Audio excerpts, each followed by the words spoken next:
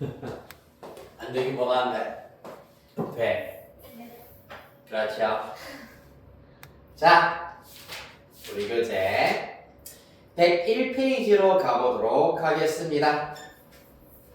오늘 드디어 정규분포, 지난주에 살짝 스포를 해드렸던 정규분포 얘기를 해보도록 할 건데,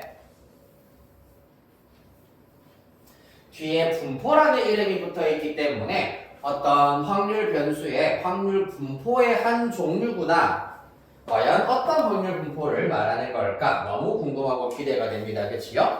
네. 자, 우리가 지난 시간에 이상 확률 변수 x가 x에 대하여서 p x가 스몰 x라는 값이 될 확률이 ncx 곱하기 p의 x제곱 1-p의 x제곱 독립시행의 확률과 똑같은 형태의 확률 질량함수를 가질 때 우리는 확률 변수 x는 이항분포 n, p를 따른다 라고 했었습니다. 됐습니까? 자, 이번에는 연속 확률 변수에 대해서 얘기를 해보도록 할 건데, 연속 확률 변수 x에 대하여서 px가 다음과 같은 형태 fx는 루트 2파이 곱하기 시그마 분의 1 곱하기 2의 마이너스 2 시그마 제곱분의 x 마이너스 m의 완전 제곱, 여기에서 m은 상수 시그마는 양수 2는 2.718281인 무리수, 요렇게 정의되어 있을 때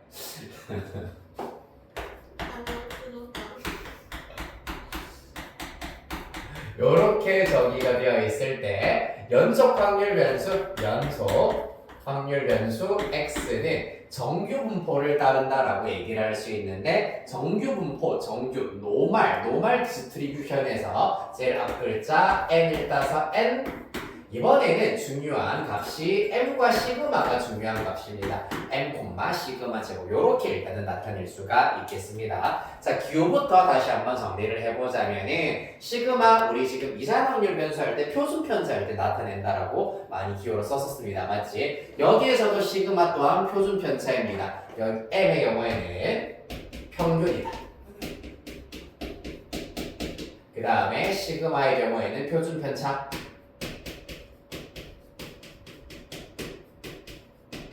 자, 그러면 시그마 제곱, 요 녀석 자체는 분산이겠구나라는 사실을 얻어낼 수가 있겠습니다. 따라서 정규분포는 이항분포와는 다르게 평균과 분산 또는 평균과 표준 편차가 아주 중요한 핵심 키워드이기 때문에 이 두 값을, 이 세 개의 값을 동시에 알아보고 싶게 하기 위해서 m, 시그마 제곱 형태로 나타내실 수가 있다라는 얘기입니다. 이렇게 해서 정규분포를 표현할 수가 있다 라는 것. 자, 그래서 궁금하지 않니? 과연 이 fx의 그래프가 어떻게 되느냐? 바로 밑에 나와 있습니다. 자, 방금 우리가 살펴봤었던 그 확률 밀도 함수 fx의 그래프를 나타내 보시면은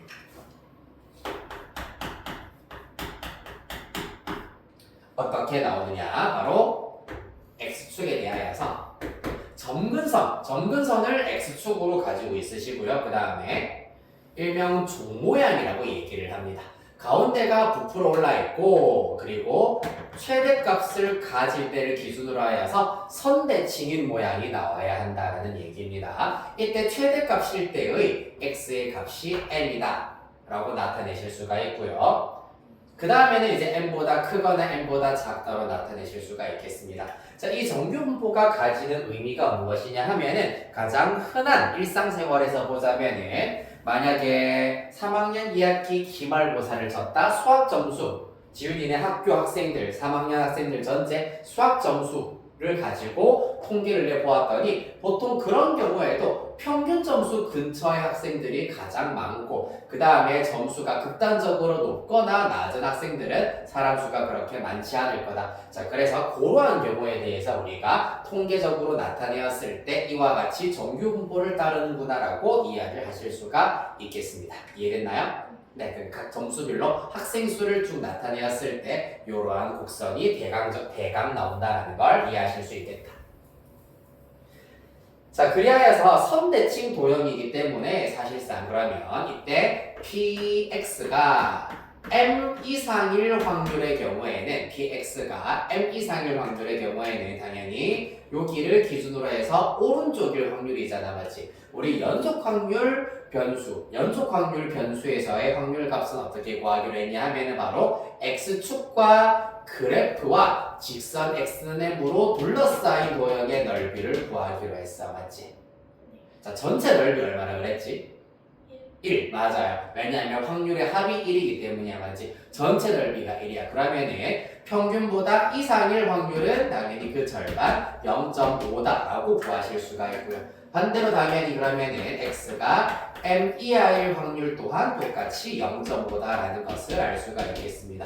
자, 여기에서 중요한 것은 x가 m일 확률, 정확하게 m이라는 값을 가질 확률의 경우에는 우리가 따로 생각하지 않습니다. 연속 확률 변수는 만약에 진짜 내가 이거를 스터치를 가지고 정확하게 10초에 딱 맞출 확률이라고 한다면 거의 0에 가깝다고 생각하시면 되는 거예요.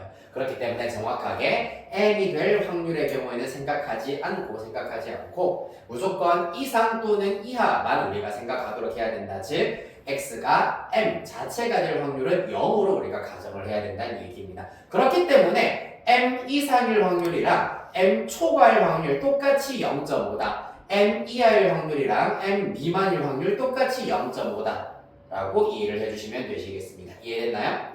네.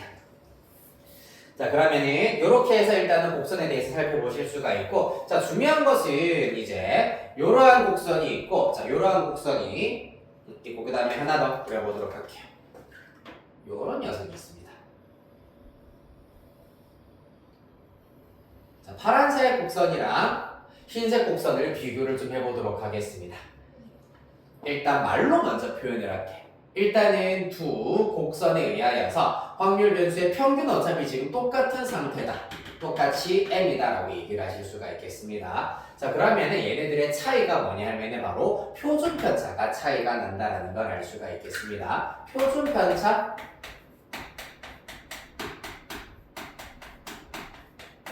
또는 분산도 똑같이 차이가 날 건데, 자, 얘네들을 우리가 뭐라고 얘기하기로 했냐 하면은 산포도라고 얘기하기로 했었습니다. 3학년 이야기 통계에서. 산포도의 의미가 무엇이냐 하면은 기억나니? 얼마나 많이 지형에 몰려 있는. 그렇지.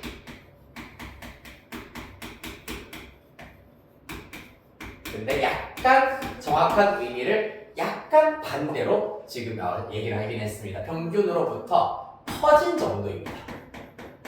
모여진 정도가 아니라 흩어진 정도입니다. 똑같은 거 아닌가요? 라고 생각하겠지만은 많이 퍼져 있을수록 커진다. 평균에 많이 모여 있을수록 작아진다. 라는 얘기입니다. 자, 그러면은 흰색이랑 하늘색 중에서 자, 흰색의 표준 편차를 시그마 1, 하늘색 곡선의 표준 편차를 시그마 2라고 잡도록 하겠습니다. 자, 그러면은 흰색 곡선이랑 하늘색 곡선 중에서 평균에 더 많이 몰려 있는 것은 누구일까요? 그렇지, 하늘색 곡선이 된다, 맞지? 그러면 더 멀리 퍼져 있는 게 흰색 곡선이 되겠네. 그러면은 더 퍼져 있을수록 산포도가 크다라고 했기 때문에 시그마 1이랑 시그마 2 중에서는 시그마 1이 더 크다라고 이해하실 수가 있겠습니다. 됐나요? 네, 이러한 차이점이 있다. 자, 한 장, 두 장, 한 장만 넘기셔서 먼저 개념 체크부터 한번 살펴보도록 하겠습니다. 자, 103페이지 개념 체크 1번. 문제만 두 문제 답 한번 달아보도록 하겠습니다. 평균과 분산. 이때 시그마 제곱으로 나타내야 된다는 게 관건인데 잘 봐봐. 요겁니다. N.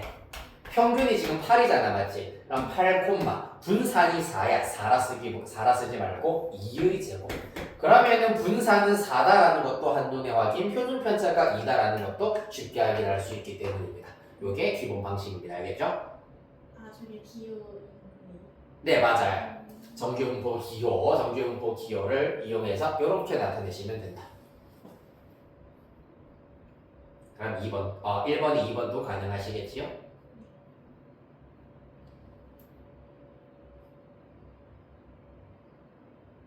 됐습니까? 자, 그 다음에 2번 문제를 한번 살펴보도록 할 건데, 자, 2번 문제는 조금 어렵게 느껴질 수가 있을 겁니다. 한번 볼게요. 정규분포 곡선을 이용을 하여 가지고 다음 확률 값들을 지금부터 계산해 보도록 하겠습니다.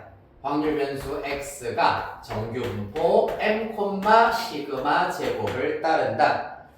그랬을 때 먼저 첫 번째, 이야, 요렇게 여기가 m이 되실 거고요. 먼저 m 이상 그 다음에 m 플러스 시그마 이하일 확률이랑 m 이상 m 플러스 2 시그마 이하일 확률로 구분을 하고 있는데, 자, m 이상 m 플러스 시그마이기 때문에 x의 값이 시그마만큼 더 늘어났다고 생각하여서 여기로 잡아보도록 하겠습니다. 이 친구가 m 플러스 시그마가 되시겠습니다. 그러면은 m 이상 m 플러스 시그마 이하일 확률이기 때문에 당연히 요 넓이가 그 확률이 되시는 거고, 이 결과가 a가 된다라는 것을 알 수가 있겠습니다. 한편 m 이상 m 플러스 2 시그마 이하일 확률의 경우에는 자, 요만큼이 시그마면 시그마만큼 더 가서 이쯤에 m 플러스 2 시그마 정도를 표현을 하실 수가 있겠습니다. 맞지? 자, 그러면 여기서부터 여기까지의 확률, 의 넓이, 이 도형의 넓이가 b가 된다는 사실을 얻으실 수가 있겠습니다. 자, 얘네들을 토대로 하여서 1번 문제부터 해결해 보도록 할게요. 1번 문제는 m 시그마부터 m까지일 확률입니다. 자, 그럼 요만큼의 길이가 똑같이 시그마다라고 했기 때문에 이번에는 왼쪽으로 시그마만큼 이동을 합니다. 여기가 m 시그마가 될 거고, 자, 그러면은 여기서부터 여기까지의 확률, 즉 요 넓이 구하라는 얘기잖아. 누구랑 똑같을까? 아, 정확합니다. A입니다. 왜? 선대칭 도형이기 때문입니다. 대칭성에 의하여서 구하실 수가 있구나. 아직까지 우리는 단 한 번도 그 확률 밀도함수 fx 이상하게 생겨먹은 거 이용한 적이 없습니다. 맞지? 그냥 단순하게 그래프의 특성을 이용을 하여 가지고 확률을 계산을 하실 수가 있다. 2번 x가 이번에는 m 플러스 시그마 이상일 확률입니다. 요거는 어떻게 구할 수 있느냐? m 플러스 시그마가 여기잖아요. 맞지? 따라서 요 부분 오른쪽에 해당하는 부분이기 때문에 여기서부터 이까지가 된다라고 보실 수가 있겠습니다. 그러면은 아까 우리가 연습했었던 것을 이용을 하여서 m 이상일 확률이 0.5잖아. 맞지? 그러면 여기에서 얼마만큼? a를 그렇지 빼놓고 나면은 m 플러스 시그마 이상일 확률이 나온다라는 걸 알 수 있겠네. 와우. 자, 그래서 얘는 0.5 마이너스 a 이렇게 구하실 수가 있다는 얘기입니다. 잘하시네요. 그럼 3번, 4번도 답 한번 달아볼래? 네. 2번에 3번, 4번입니다.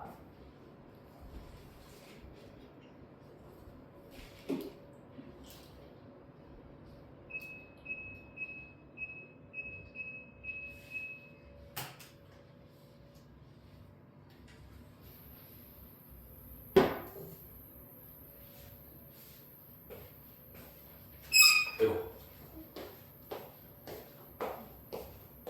3번 정답.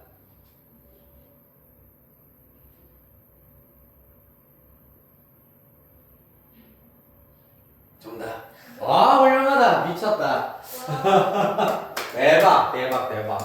자, 그리하여서 한 장 넘기셔서 필수 예제 2번 이 기세를 몰아 찢어버리도록 하겠습니다.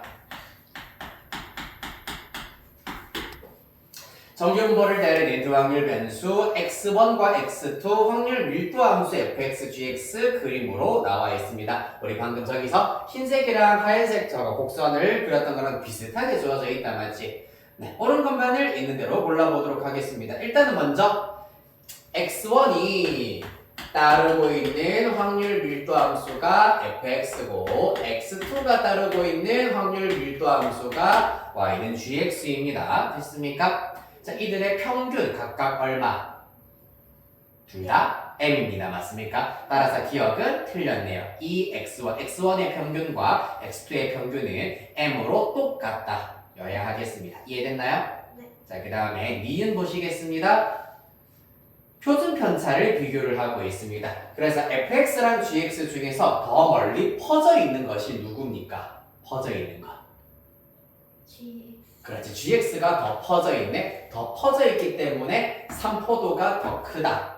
맞습니까? 따라서 시그마 x2와 시그마 x1 x2가 더 퍼져 있다. 따라서 x2의 삼포도가 더 커야 한다. 니은 옳은 설명이겠네요.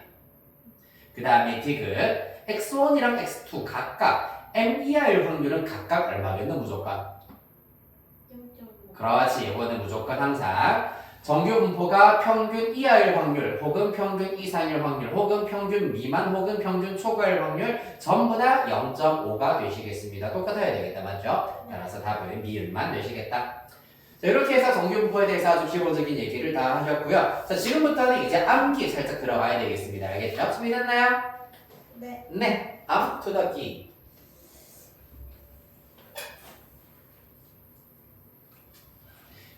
자, 그래서 지금 우리가 살펴본 이 정규 분포의 경우에는 평균과 이제 표준 편차에 의하여서 사실상 곡선이 만약에 m이 더 크면 클수록 그래프 자체가 오른쪽에 그려질 것이고 평균이 작을수록 왼쪽에 그려질 것이고 표준 편차가 클수록 이렇게 퍼져 있는 형태, 작을수록 평균에 몰려 있는 이렇게 뾰족한 형태가 그려진다는 걸 알 수가 있겠습니다.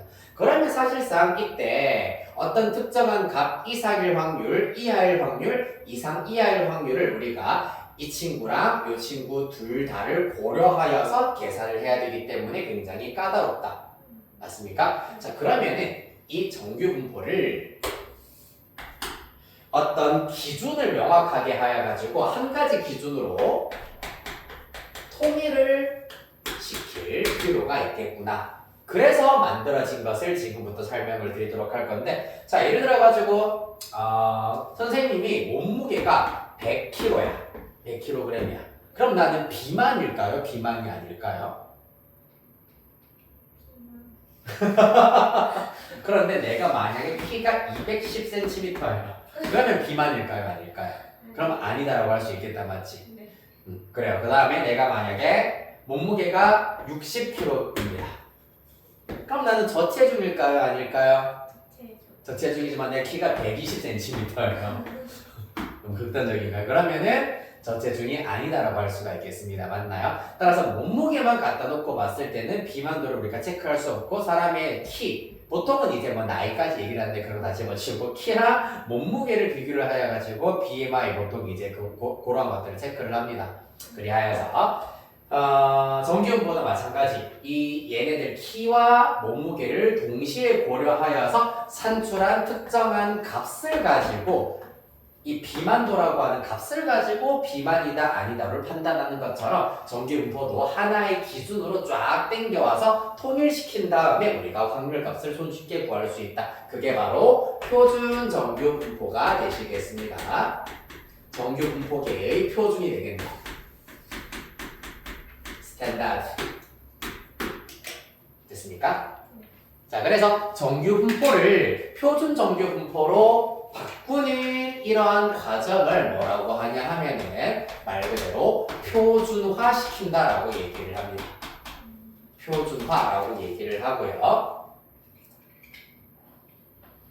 자, 그래서 표준화 시키는 과정에 대해서 먼저 얘기를 해보도록 할게요.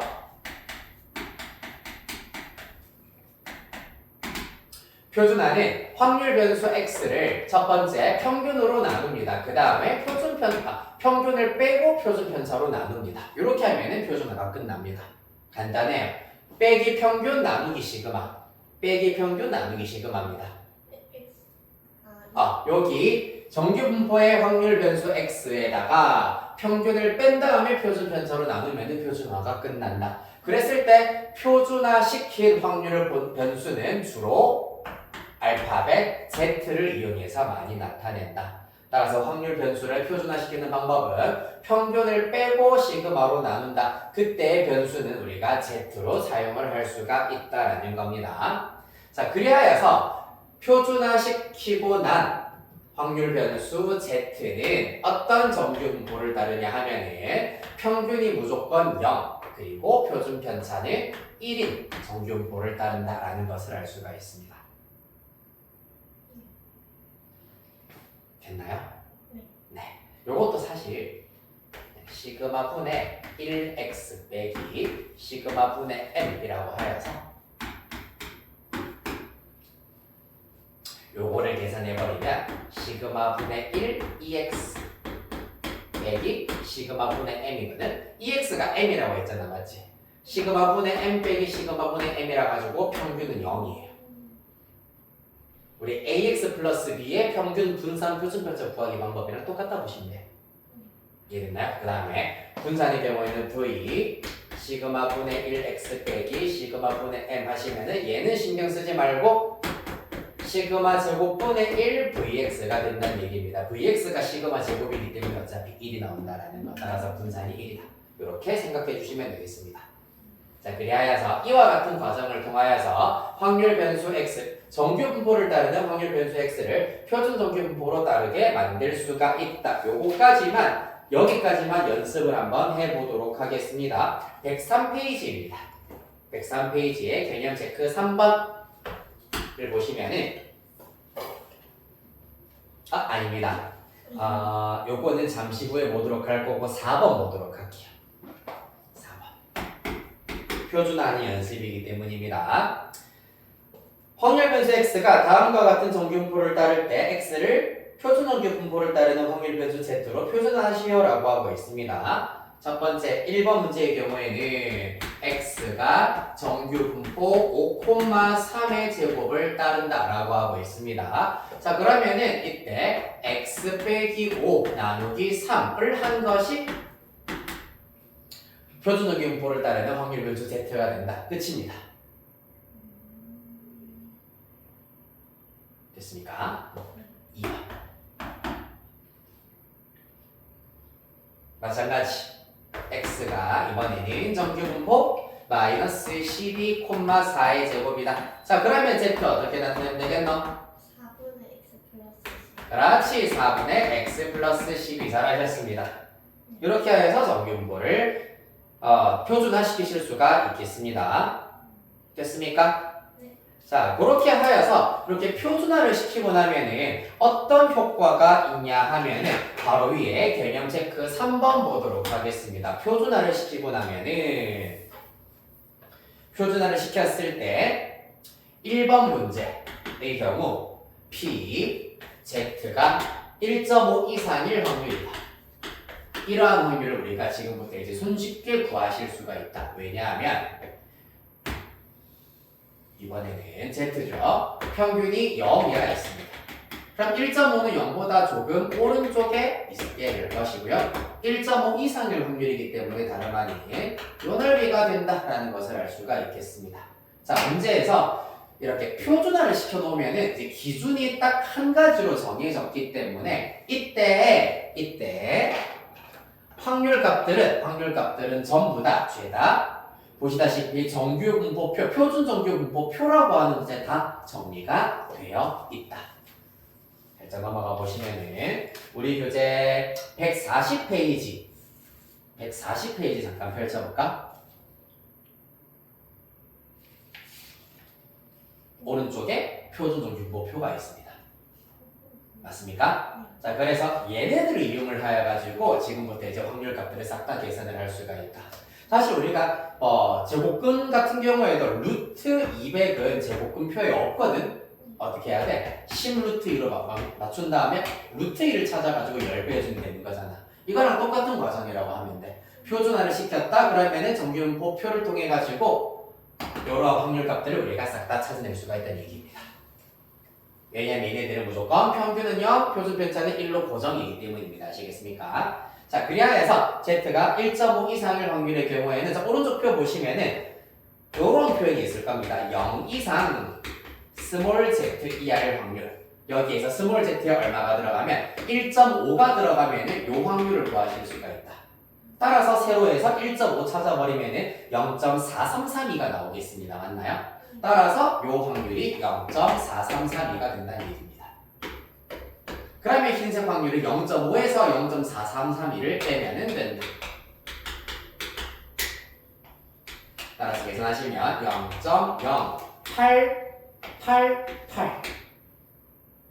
668이네요.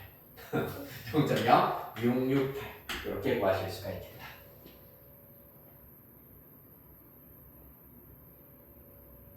자, 하나만 더 해볼게요. 5번입니다.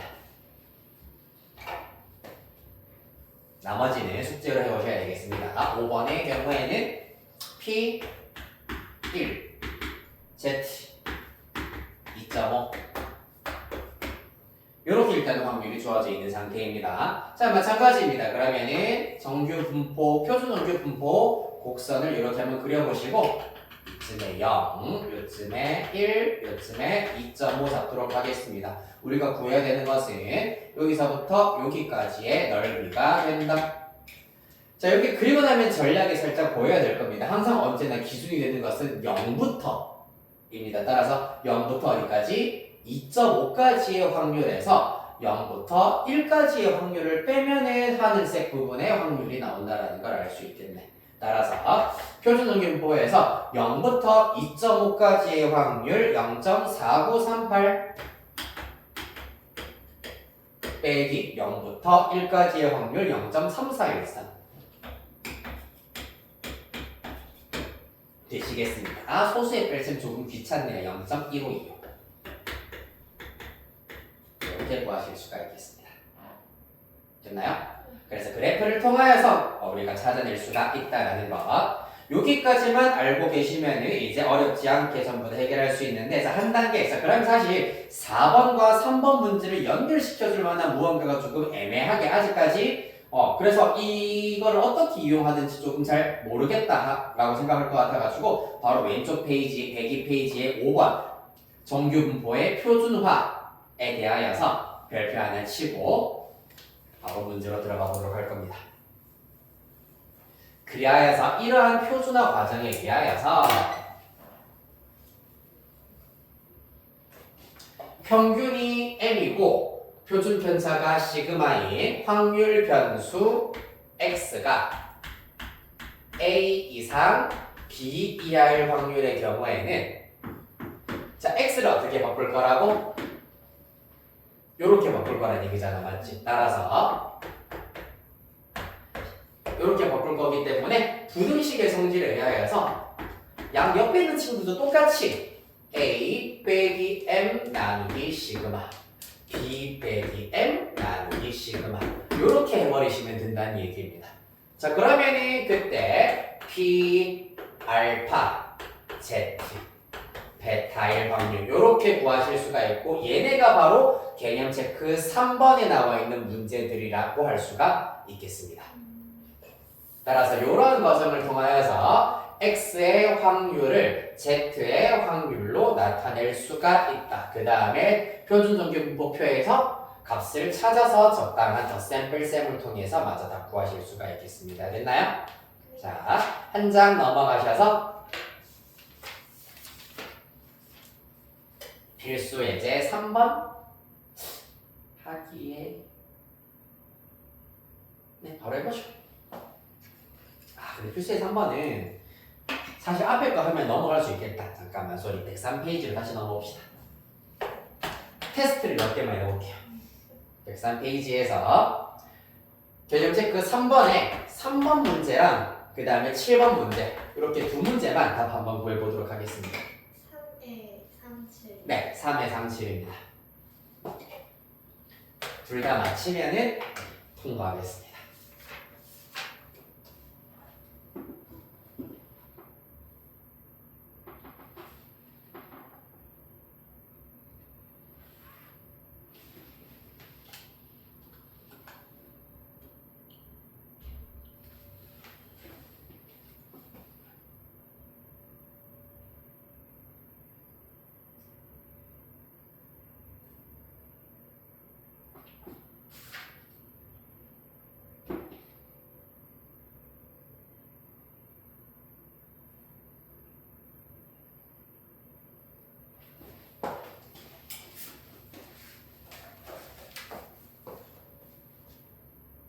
번 정답.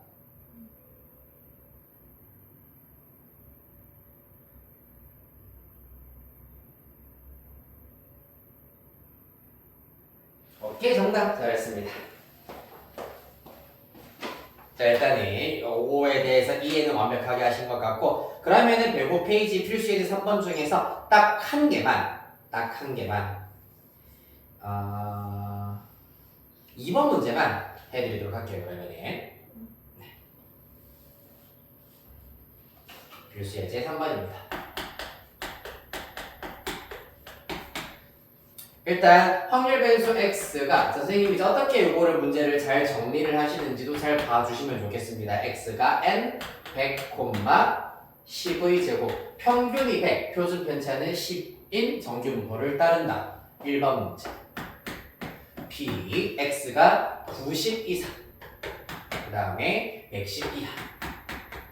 1 확률을 구하여라 라는 문제가 되겠습니다. 표준화를 할 겁니다.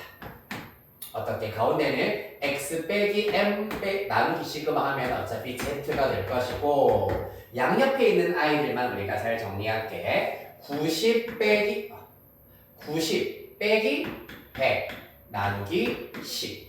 그 다음에 오른쪽은 110 빼기 100 나누기 10. 이렇게 하여서 표준화를 완성할 수가 있다. 각각 얼마죠? 얘는 얼마? 마이너스. 그렇지, 마이너스 1 이상. 얘는 플러스 1 이하가 된다. 따라서 정규 분포, 표준 정규 분포 곡선에 의하면은 0을 기준으로 마이너스 1부터 1까지이기 때문에 사실상 0 이상 1 이하일 확률을 구하신 다음에 2배 해버리면은 그 넓이 찾으실 수 있겠습니다. 오른쪽 표준 정규 분포표에서 그 확률 찾으시면은 스몰 z, 소문자 z가 1.0일 때의 확률이기 때문에 0.3413 요 녀석 2배 해주시면 된다고 했어요. 따라서 0.6826 이렇게 구하실 수가 있겠네요. 아이 쉽다. 맞나요? 네, 좋습니다. 그래도 하나만 해볼까요? 3-1에 끝날 때까지 끝난 게 아니다. 3-1의 4번 문제 하나만 해봅시다.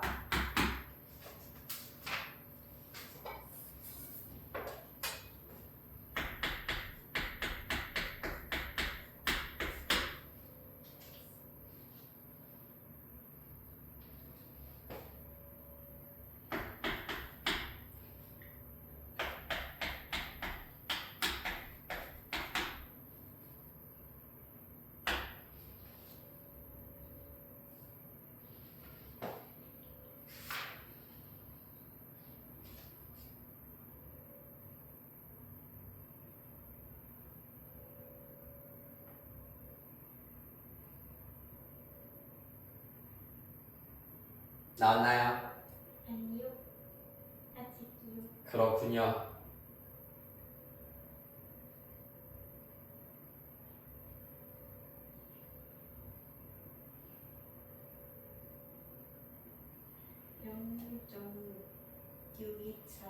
맞아요. 6247 맞습니다. 소수에 더 센 뺄셈 잘해야 되겠네요. 맞죠? 네. 그렇습니다. 자, 그다음 필수 4번 보겠습니다.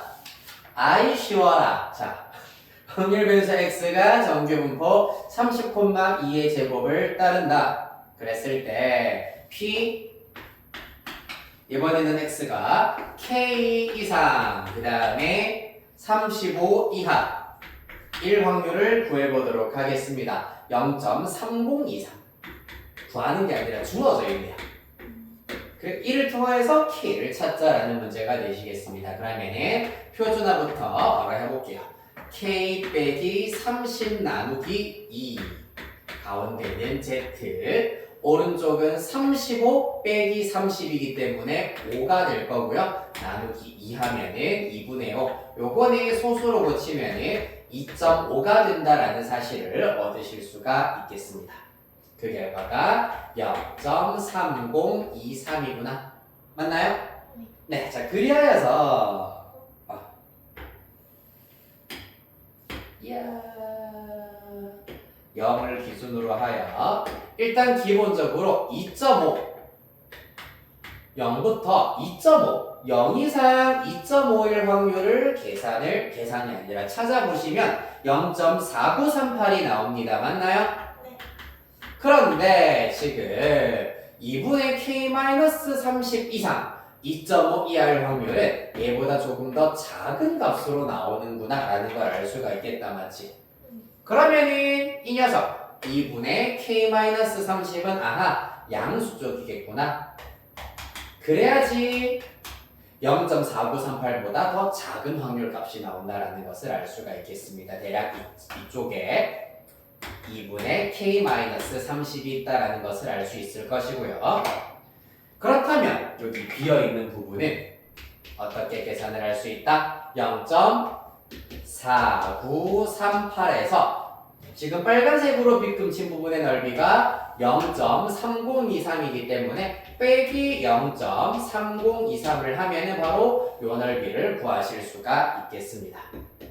따라서 0.5191 1915가 되시겠네요. 따라서 노란색의 넓이가 0.1915가 된다라는 것을 표에서 다시 찾습니다. 확률이 0.1915일 때 그때의 스몰 z의 값이 0.5구나. 따라서 아하 요 값이 0.5 2분의 1이구나. 따라서 k가 31이다. 이렇게 찾으실 수 있겠습니다.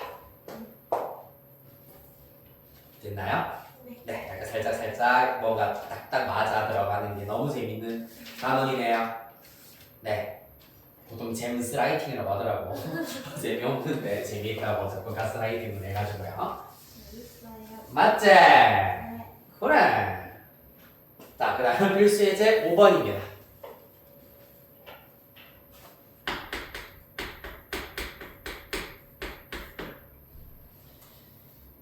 자, 어느 회사의 입사시험에서 전체 지원자, 이번에는 갑자기 또 문장제가 나오기 시작했네요. 맞지? 이해를 해가지고 요거를 또 정규 분포의 의미를 잘 뽑아내 봐야 되겠구나. 전체 지원자 5,000명, 시험 점수의 평균이 345점, 표준 편차가 10점인 정규 분포를 따른다. 자, 그러면은 요런 경우에는 밑줄 치겠습니다. 첫째 줄 끝에 시험 점수는부터 밑줄을 쭉 칠까요? 시험 점수는부터 시작해서 정규 분포를 따른다까지. 누가 정규 분포를 따른다고?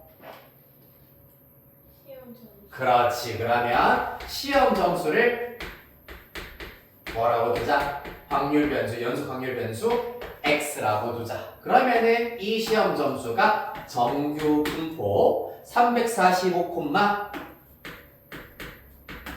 10의 제곱을 따른다. 이렇게 나타내실 수가 있겠습니다.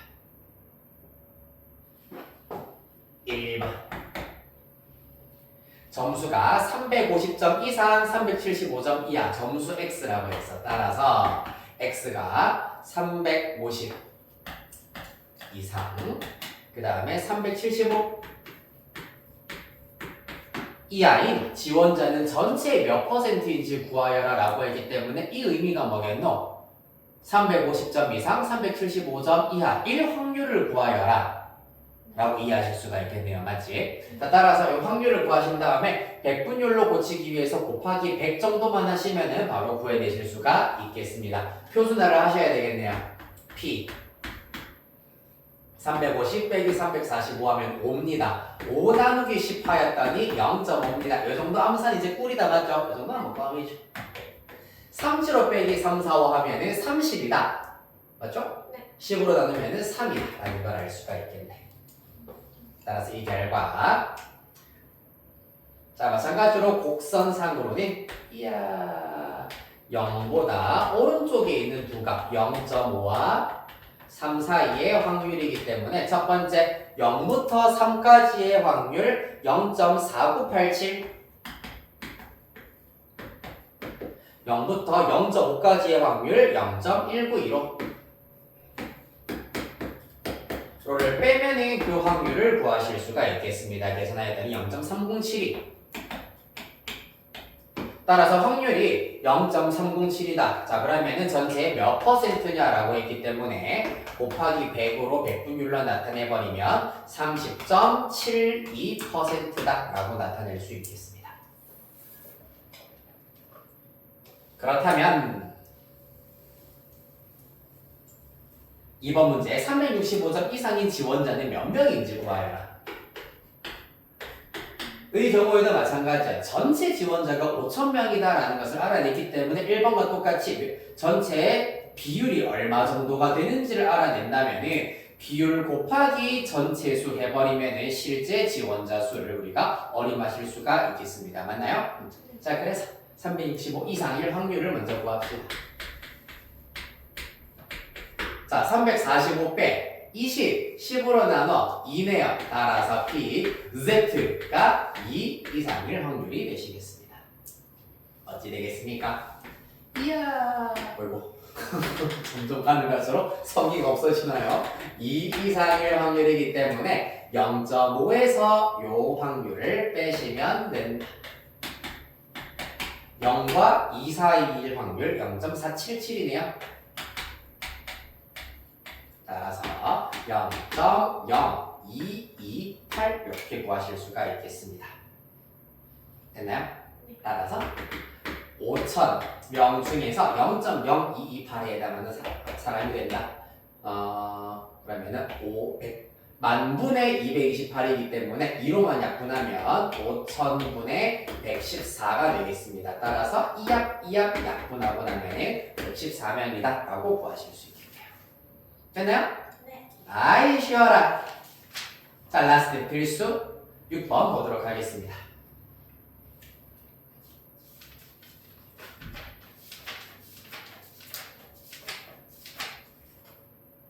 양분포, 정규분포 사이의 관계 하지 말까요?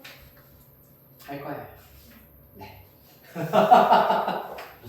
사실 약간 잠깐 1초 고민을 했거든요. 근데 하지 말까요? 하는 순간 해야겠다는 마음이 생겼어. 입이 번져.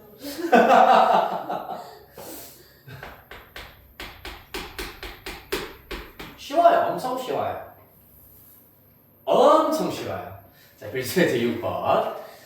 입학정원이 484명인 어느 대학의 입학시험에 응시한 지원자 2,000명이 또 지원을 했다고 하네요. 시험 점수는 평균, 시험 점수가 더 정규분포를 따른다라고 했기 때문에 똑같이 누구를? 시험 점수를 점수 확률 변수 x라고 두시고 정규분포를 따른다. 350콤마 얼마죠? 70의 제곱 으로 나타내실 수가 있겠습니다. 됐습니까? 이 대학 합격자의 최저 점수를 오른쪽 표준 정규 분포표를 이용하여서 구하시오라고 하고 있습니다. 이 문제가 좀 어렵네요. 합격자의 최저 점수. 합격자가 그러면은 몇 등이니? 480? 그러니까 마지막 합격자의 최저 점수를 받은 사람은 몇 등이겠노? 484. 484등이겠지, 맞지? 자, 그러면은 시험 점수가 이렇게 x가 있을 텐데 전체 2,000명 중에서 합격자가 484명이야. 2로 나누면 1000분의 얼마니? 240이다. 따라서 0.242의 확률로 합격했다라는 걸 알 수가 있겠다, 그렇지? 그럼 다시 말해서 합격자 비율이 0.24이기 때문에 어떤 특정한 값 이상일 확률이 0.242일 때 그때 이 x값이 합격자 최저 점수가 된다. 커트라인이 된다라는 것을 알 수가 있겠네요. 맞습니까? 네. 너무 재밌다. 자, 맞지요? 네. 맞아요. 그래서 요 점수를 일단은 A라고 잡아보도록 하겠습니다. 그리하여 PX가 A 이상일 확률이 0.242가 된다라는 것이 이 문제를 먹여 살리는 핵심 관계식이 되시겠습니다. 표준화 때려야겠지요. Z A 빼기 350 나누기 70 그 결과가 0.242다. 자, 요 확률이 0.242란 얘기는 요 확률은 합했을 때 0.5를 만들어야 하기 때문에 0.258 이렇게 나오셔야 되겠습니다. 따라서 표에서 0.2580, 0.2580 있네요. 그때의 오른쪽 끝값 요 값이 0.7입니다. 따라서 요 녀석의 결과가 바로 0.7이어야 한다라는 것을 이용하시면 되겠다. 이를 통하여서 A값 마저 찾아주시면 399점 이렇게 구하실 수가 있겠습니다. 이해됐나요? 자, 그래서 이 핵심이 되는 등식 잘 알아두셔야 하시겠다. 그래서 풀이 과정에서도 왼쪽에 지금 배경이 있는 쪽에서 하나, 둘, 세 번째 줄 보시면 px가 a 이상일 확률이 0.24이다 나와 있습니다만 지금 빨간색으로 밑줄 하나 쳐주시고요. 식은 이런 식으로 만들 수 있겠구나. 자, 오른쪽 가셔서 오늘의 마지막 이항분포와 정규분포 사이의 관계 살펴보도록 하겠습니다. 해야 할까요? 뭐라고요? 해야 할까요? 이항을 한다고요? 오늘 해야 할까요? 아, 해야 할까요? 자, 오케이, 이거부터 그럼 다음 시간에 하도록 할 건데 설명만 일단 간단하게 먼저 드리자면은 자,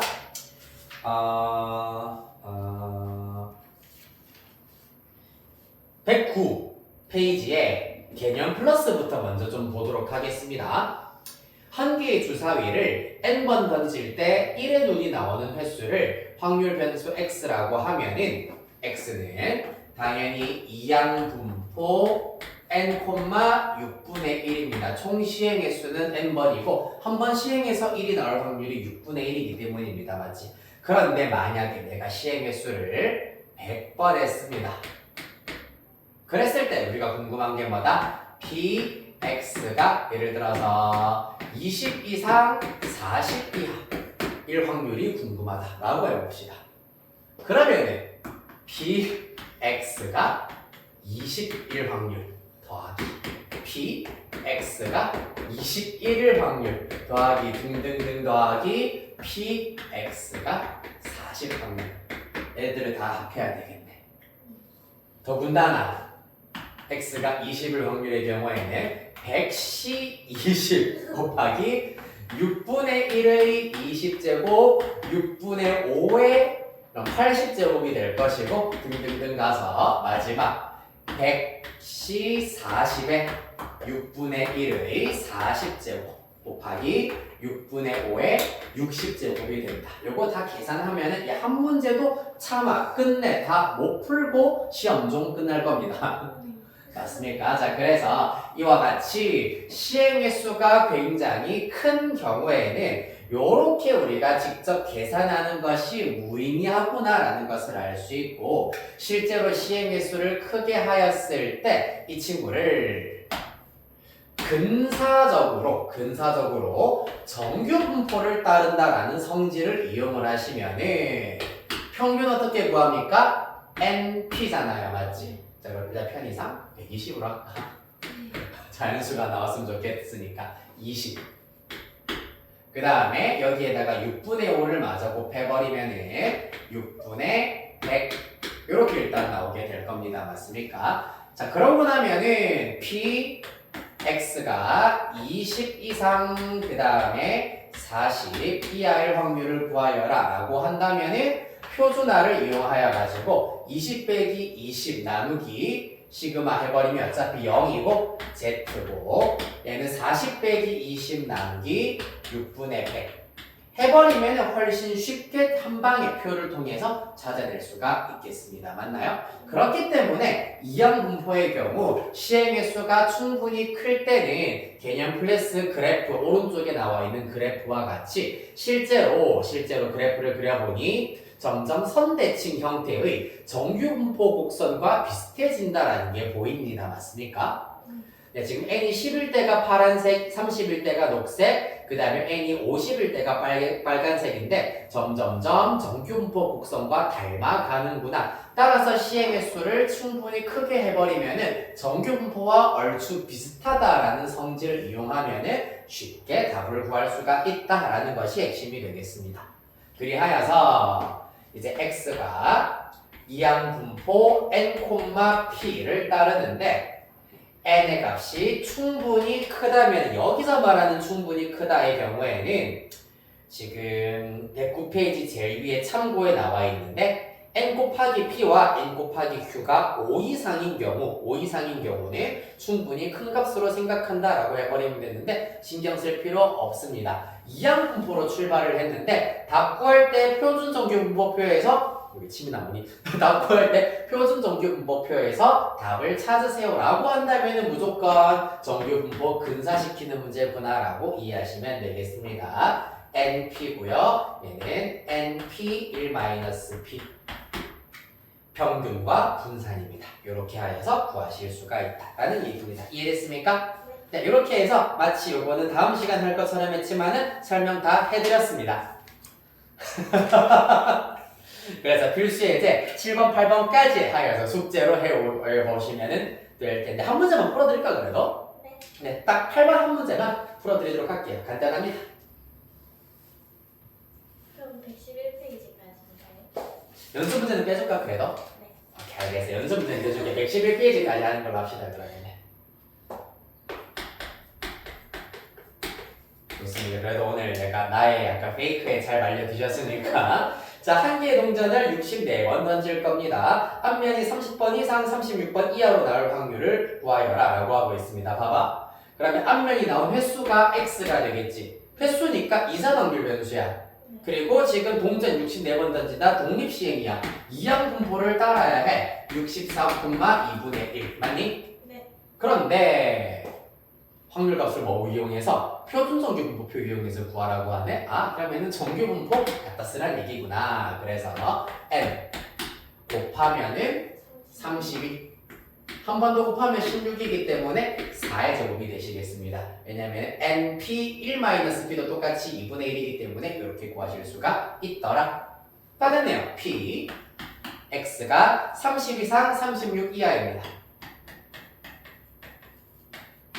따라서 p 표준화 해주시면 30 빼기 32 나누기 4 하면 마이너스 0.5 36 빼기 32 나누기 4 하면 1입니다.